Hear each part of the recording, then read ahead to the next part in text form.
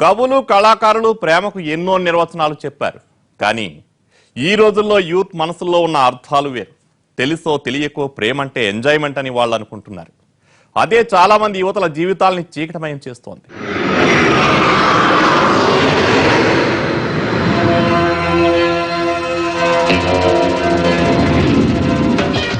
ఇతడు శిరీష్. ప్రేమంటే అస్సలు నచ్చదు. ప్రేమ పేరుతో నయవంచన చేయడం మాత్రం తెలుసు. అమాయక అమ్మాయిల జీవితాలతో ఆడుకోవడమే పనిగా పెట్టుకున్నాడు.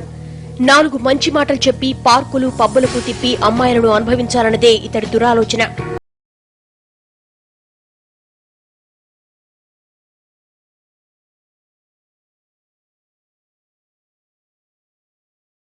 ఈ రోజుల్లో ప్రేమ పేరుతో ప్రతి ఒక్కరూ చేస్తున్నది అదే అని బలంగా నమ్ముతాడు. అసలు నిజమైన ప్రేమనేదే లేదని, అబ్బాయిలైనా అమ్మాయిలైనా ఆనందం కోసమే ప్రేమ అనే అందమైన ముసుగేస్తారని ఇతని ఫీలింగ్.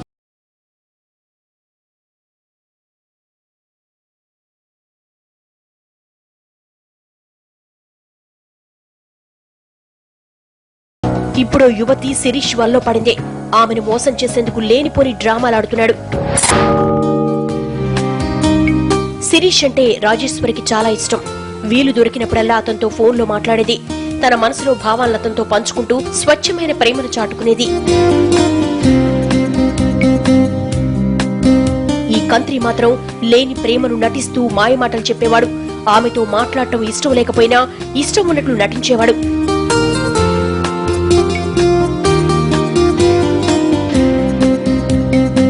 ఇలా రోజులు గడుస్తుండగానే శిరీష్ పుట్టినరోజు వచ్చేసింది. అతడి బర్త్డే నాడు కాస్ట్లీ గిఫ్ట్లు ఇవ్వాలనుకుంది. తనిచ్చే గిఫ్ట్ జీవితాంతం గుర్తుండిపోయేలా ఉండాలనుకుంది. శిరీష్ తనను బంగారు అని పిలుస్తూ ఉంటాడు కాబట్టి అలాంటి గిఫ్టే ఇవ్వాలనుకుంది. అందుకే తన పాకెట్ మనీ అంతా పోగేసి 30,000 రూపాయలు పెట్టి ఈ గోల్డ్ చైన్ కొన్నది. ఆ విషయం చెప్పగానే శిరీష్ లోపల ఖుషి అయిపోయాడు. Thanks Raji, I love you బంగారు అంటూ కాల్ కట్ చేశాడు.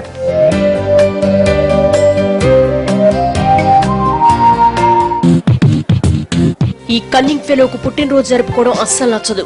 అసలు ఇలాంటి రోజంటేనే అతడికి అసహ్యం. కానీ తన కోసం ఎదురు చూస్తున్న రాజేశ్వర్ని నమ్మించేందుకు ఆమెచ్చే గోల్డ్ గిఫ్ట్ తీసుకునేందుకు ఈసారి బర్త్డే జరుపుకుంటున్నాడు.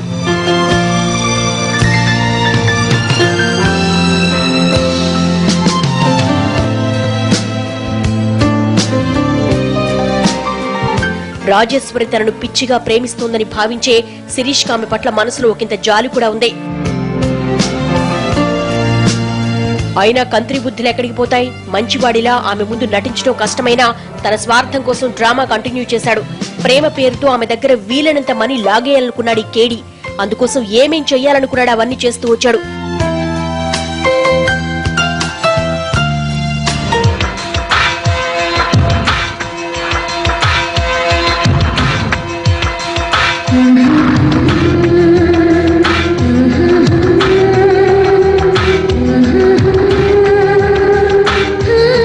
శిరీష్ కోసం పార్కులో ఎదురు చూస్తూ ఉంది రాజేశ్వరి. ఆ రోజు తన లవర్ ను ఎలా పడేయాలా అనుకున్న అతడు సింపుల్ గా ఓ రోజా కొన్నాడు. ఆమె కోసం అంతకంటే ఎక్కువ ఖర్చు పెట్టడం వేస్ట్ అనుకున్నాడు.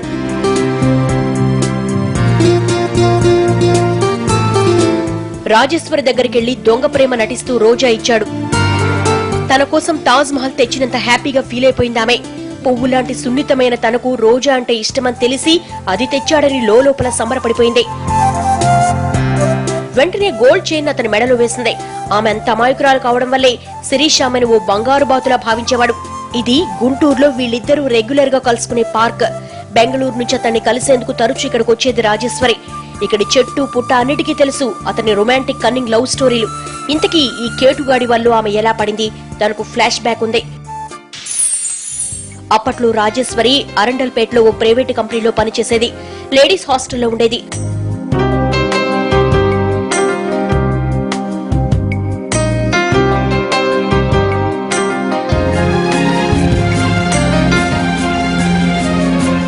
ఆఫీస్ నుంచి హాస్టల్కు వచ్చేదారిలో ఓ రోజు ఆమెను ఫాలో అయ్యాడు.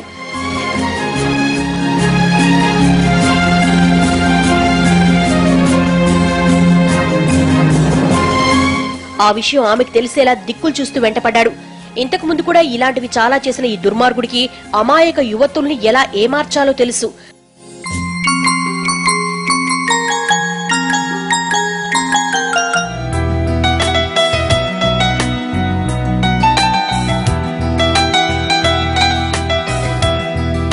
మొత్తానికి ఆ రోజు రాజేశ్వరి తన ట్రాప్ లో చిక్కుకుందనుకున్నాడు.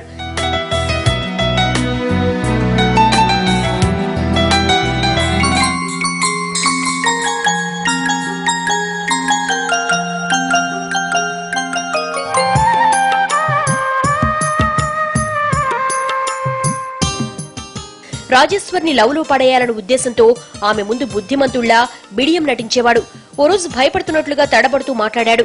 అతను ఇన్నోసెంట్ అనుకున్న ఆమె అతన్ని చూసి నవ్వింది.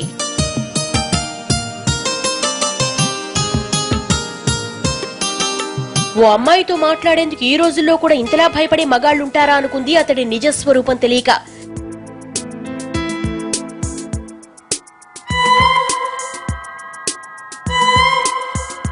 తన కోసం శిరీష్ చాలా రోజులుగా తపన పడుతున్నాడని, ఇక ఆలస్యం చేయకుండా ప్రేమకు గ్రీన్ సిగ్నల్ ఇవ్వాలనుకుంది.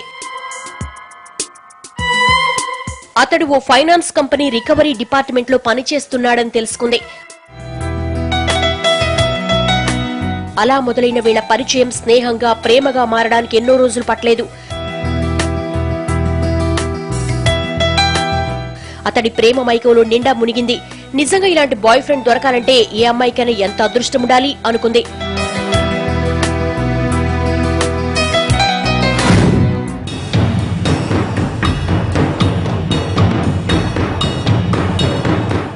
అంతా తన అనుకున్నట్లు జరుగుతోందని శిరీష్ సంబరపడ్డాడు. రాజేశ్వరి తన లైన్లోకి వచ్చేయడంతో ఇక తనకు మనీ ప్రాబ్లం తప్పినట్లే అనుకున్నాడు. ఖర్చులకు డబ్బులివ్వని గర్ల్ ఫ్రెండ్స్ ఉన్నా ఒకటే లేకపోయినా ఒకటే అని భావించే శిరీష్ బాగా డబ్బున్న రాజేశ్వర్ని దారిలో పెట్టానని నవ్వుకునేవాడు. శిరీష్ వల్ల రాజేశ్వరికి తగిలిన షాక్ ఏంటి? మనీ విషయంలో వాళ్ళిద్దరి మధ్య కొంతమంది తాము చెడ్డవాళ్లమని నిర్మోహమాటంగా చెబుతారు. వాళ్ళ స్వభావాన్ని దాచుకోకుండా బయట పెడతారు. వాళ్ళ నిజస్వరూపం కళ్ల ముందు కనిపిస్తూ ఉంటుంది కాబట్టి జాగ్రత్తగా ఉండొచ్చు. కానీ కన్నింగ్ మైండ్ సెట్ ఉన్న వాళ్లతో ఎప్పుడూ ప్రమాదమే. మంచి వాళ్ల ముసుగులో వాళ్ళు చేసే దారుణాలు అన్నీ ఇన్ని కావు. శిరీష్ అలాంటి వాడే. రాజేశ్వరి జీవితంతో ఆడుకున్నాడు. శిరీష్ రాజేశ్వరి ఓరో సినిమాకు వెళ్లొస్తుంటే ఆమె కజిన్ శ్రీనివాస్ వాళ్ళని చూశాడు. బైక్ ఆపి అతడెవరని ఆమెను అడిగాడు. అన్నయ్య దగ్గర విషయం దాచిపెట్టడం ఇష్టం లేని ఆమె లవ్ మ్యాటర్ చెప్పేసింది. కంత్రి శిరీష్ మంచి మాటకారి. దర్జా వలకబోస్తూ వెంటనే మాటలు కలిపేశాడు. అతన్ని నమ్మేసిన శ్రీనివాస్ అప్పటికప్పుడే ఫ్రెండ్ అయిపోయాడు.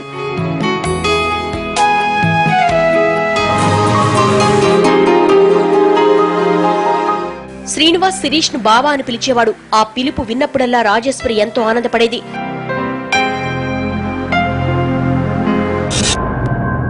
శ్రీనివాస్ వల్ల ఈ ప్రేమ విషయం ఆమె ఇంట్లో వాళ్ళకి తెలిసిందే. శిరీష్ ఎంతో మంచివాడని శ్రీనివాస్ చెప్పడంతో రాజేశ్వరి పేరెంట్స్ వైపు నుంచి పాజిటివ్ సిగ్నల్స్ వచ్చాయి. దాంతో వీళ్ళిద్దరూ చట్టాపట్టాలేసుకు తిరిగారు. సిటీలో రౌండ్స్ వేశారు. పార్కుల చుట్టూ చక్కర్లు కొట్టారు.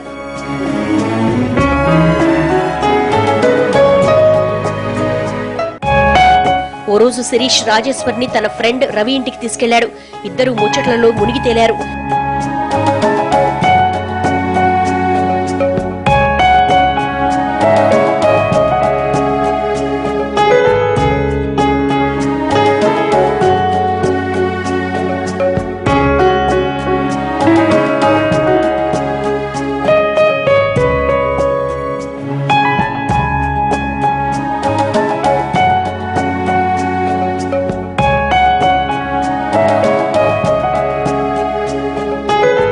చెయ్యి చేయి కలుపుకున్నారు.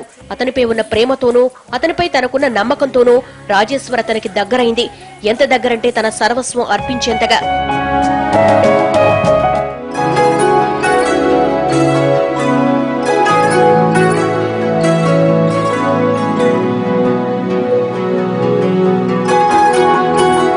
శిరీష్ తోని తన జీవితాన్ని పంచుకోవాలనుకున్న రాజేశ్వరి ఆ విషయాన్ని అతనికి చెప్పింది. ఇద్దరూ పెళ్లి చేసుకోవాలనుకున్నారు.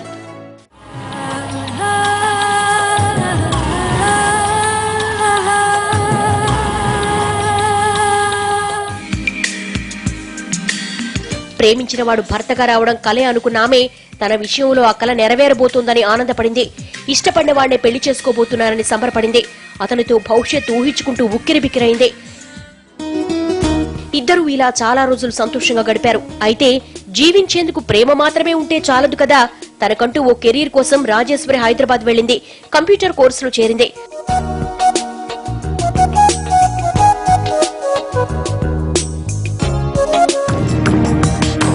హైదరాబాద్ వెళ్లాక 4-5 రోజులు సరిగా నిద్ర పట్టలేదామెకు. నుంచున్నా, కూర్చున్నా, నిద్రపోతున్నా, మెలకువగా ఉన్నా శిరీష గుర్తొచ్చేవాడు. అతన్ని చూడాలని, అతని పక్కనే కూర్చుని మాట్లాడాలని అనిపించేది. వీకెండ్లో గుంటూరు వెళ్లాలనుకుంటూ నిద్రపోయింది.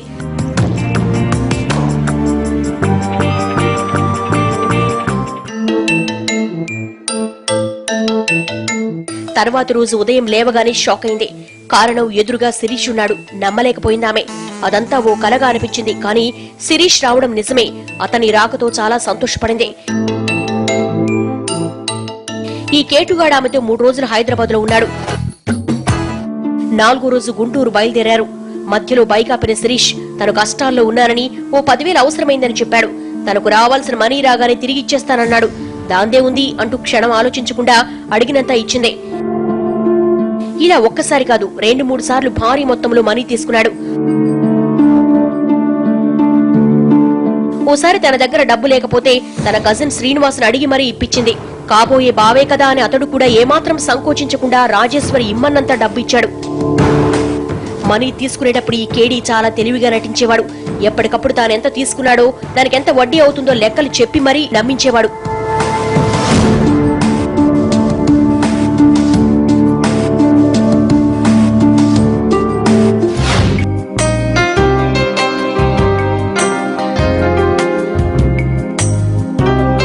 కాబోయే భార్యాభర్తలం, మన మధ్య లెక్కేంటి శిరీష్ అనేది రాజేశ్వరి. అదెలా కుదురుతుంది? ఇప్పుడు దేవుడి దగ్గరికెళ్లి హుండీలో 10 రూపాయలేసినా దానికి లెక్కుండాలి.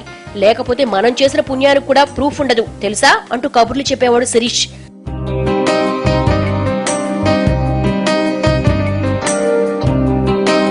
కొన్నాళ్లకు రాజేశ్వరికి బెంగళూరులో ఉద్యోగం వచ్చింది. ఓ రోజు ఆమె దగ్గరకొచ్చి, బంగారు, మనం పెళ్లి చేసేసుకుందాం అన్నాడు. రాజేశ్వరి ఎంతో సంతోషపడింది. తిరుపతిలో పెళ్లి చేసి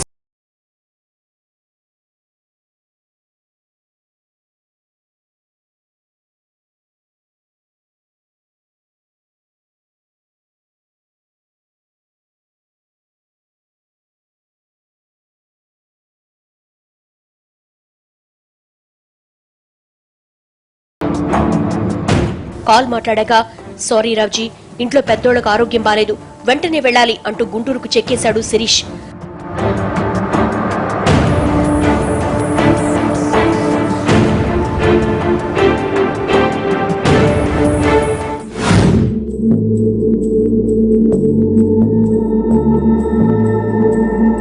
ఆ తర్వాత మరోసారి కూడా ఇలాగే పెళ్లి చేసుకుందామని చెప్పి ఓ గుడికి రమ్మన్నాడు.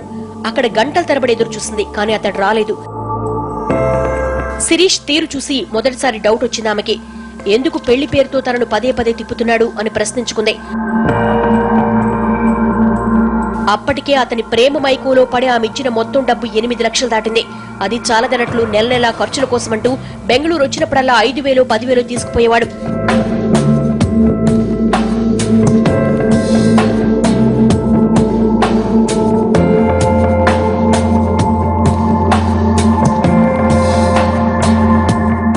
శిరీష్ మెడలో చైన్, వేళ్లకున్న ఉగ్గరాలు అన్ని రాజేశ్వరిచ్చినవే. ఇప్పుడు ఆమెకి తెలిసొస్తోంది, తనను బంగారు బంగారు అని మురిపించే శిరీష్ కన్ను బంగారం పైనే తప్ప తన మీద ప్రేమ లేదని. ఆ సందేహాలతో కలత చెందుతూ అక్కడి నుంచి వెళ్లిపోయిందామె.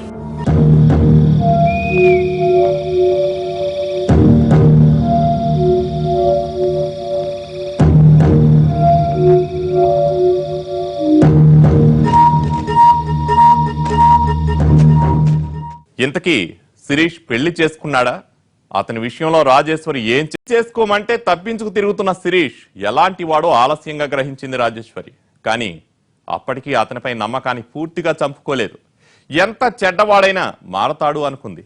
అందుకోసం ఎన్నో రకాలుగా ప్రయత్నించింది. ఆ కంత్రి మారకపోయేసరికి తట్టుకోలేక ఈ లోకాన్ని వీడి వెళ్లిపోయింది. పెళ్లి విషయంలో 2 సార్లు తప్పించుకున్న శిరీష్ తో మరోసారి ప్రస్తావన తెచ్చింది. రావడం కుదరట్లేదంటూ సారీ చెప్పి ఈసారి పక్కాగా చేసుకుందామన్నాడు. అతడి మాటలు వినగానే ఐస్ అయిపోయింది. అనవసరంగా అనుమానించానే అనుకుంది. ఈసారి కాస్త జాగ్రత్త పడిన రాజేశ్వరి అతన్ని ఓ లాయర్ దగ్గరికి తీసుకెళ్లింది. పెళ్లిపై న్యాయ సలహాలు అడిగింది. ఇద్దరి వివరాలు తెలుసుకున్న లాయర్, ఇద్దరు మేజర్లే, చదువుకున్న వాళ్లు కూడా కాబట్టి ఎలాంటి అనుమానాలు పెట్టుకోకుండా పెళ్లి చేసుకోవచ్చన్నాడు.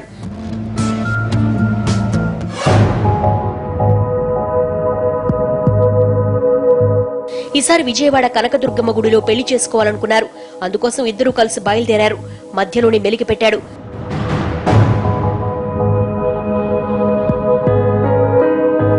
అమ్మా నాన్నల ఆశీర్వాదం తీసుకుని తర్వాత పెళ్లి చేసుకుందామన్నాడు. ప్రేమించడానికి కలుసుకోవడానికి అక్కర్లేని ఆశీర్వాదాలు తాళి కట్టడానికి ఎందుకు, పద పెళ్లి చేసుకుందామంటూ లాక్కెళ్లబోయిందామే. అతడు వినలేదు. పెద్దలొప్పించి పెళ్లి చేసుకుందామన్నాడు. పెళ్లి నుంచి తప్పించుకోవడానికే పెద్దల పేరుతో కుంటి సాకులు చెబుతున్నాడని అనుకుందామే. అతడికి కావలసింది తనే గాని తనతో పెళ్లి కాదని గ్రహించింది. ఇన్నాళ్లు పిచ్చిదాన్లా అతన్ని నమ్మి సర్వస్వాన్ని అర్పించుకున్నానే అని బాధపడింది. అతని వల్ల అయిన వాళ్లకు కూడా దూరమయ్యానని, అప్పుల పాలయ్యానని కుమిలిపోయింది. తనతో పాటు తన అన్నయ్య శ్రీనివాస్ కూడా మోసపోయేలా చేశానని కంటతడి పెట్టింది.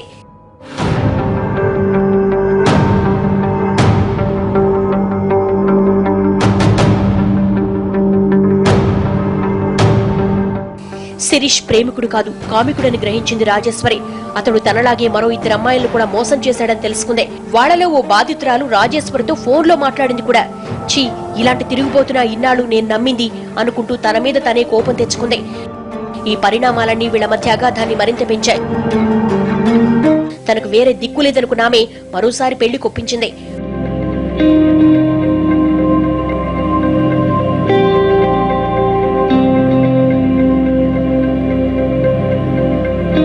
ఓ గుడి దగ్గర అతని కోసం ఎదురు చూసింది. ఎంతసేపైనా అతడు రాలేదు. దాంతో ఆమెకు పిక్చర్ క్లియర్ గా అర్థమైంది. అతనింక రాడని గ్రహించింది. అవసరాలు తీరిపోగానే ముఖం చాటేశాడు. పచ్చి మోసగాడు అనుకుంది. అతన్ని ఊరికే వదిలిపెట్టకూడదు, తగిన గుణపాఠం చెప్పాలి అని నిర్ణయించుకుంది. చివరిసారిగా శిరీష్ కు ఫోన్ చేసింది. అతను రమ్మన్న చోటుకెళ్లింది. అతడు చెప్పేవన్నీ పచ్చి అబద్ధాలనే తెలిసినా ఓపిగ్గా వింది. తనకు అన్యాయం చేయొద్దని ప్రాధేయపడింది. అప్పటికీ మారని ఈ కన్నింగ్ ఫెలో తన డ్రామాను కొనసాగించాడు. పెళ్లికి మా ఇంట్లో వాళ్ళు ఒప్పుకోవట్లేదు. నిన్ను చేసుకుంటే చచ్చిపోతామని బెదిరిస్తున్నారు. నన్ను క్షమించు, వాళ్ళ కోపం తగ్గే వరకు కొన్నాళ్ళు ఆగుదాం అన్నాడు.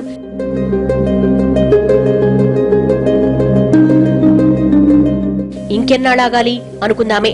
ఇక అతన్ని బతిమిలాడినా ప్రయోజనం లేదని, తాను నిలువునా మోసపోయారని తీవ్ర ఆవేదన చెందింది.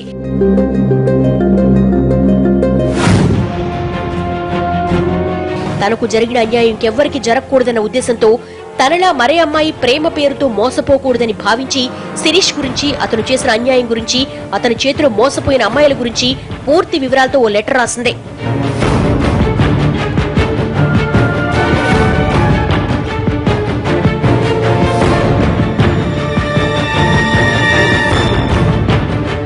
తనతో తెచ్చుకున్న పాయిజన్ తాగేసింది.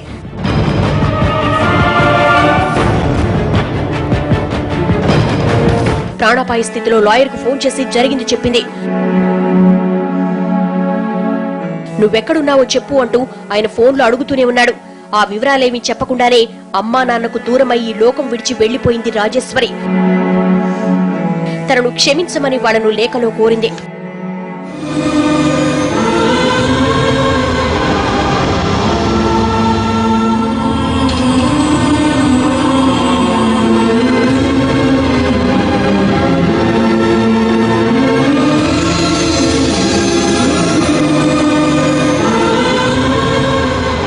ఇది జరిగిన దారుణం. 90% ప్రేమలు ఇలాగే ఉంటున్నాయి. మనుషుల్లో గూడు కట్టుకున్న స్వార్థం ప్రేమను కూడా ఖూనీ చేస్తోంది. ఈ రోజుల్లో చాలా మంది యువతీ యువకులు ప్రేమను ఓ ఆర్థిక విషయంగా, కోరిక తీర్చే అంశంగా చూస్తున్నారు. ఎక్కడో గానీ స్వచ్ఛమైన ప్రేమలు కనిపించట్లేదు. అమ్మాయిలు శిరీష్ లాంటి కంట్రీల వల్ల పడవద్దని, జీవితాన్ని నాశనం చేసుకోవద్దని హెచ్చరిస్తోంది ఈ కథ. ప్రేమ కంటే కెరీర్ చాలా ముఖ్యమైనది. మంచి భవిష్యత్తును నిర్మించుకుంటే ప్రేమను పంచే వాళ్ళు మీ చెంతకే వస్తారని సూచిస్తోంది ఈ స్టోరీ. ఇది ఇవాల్టి క్రైమ్ ఫ్యాక్టర్.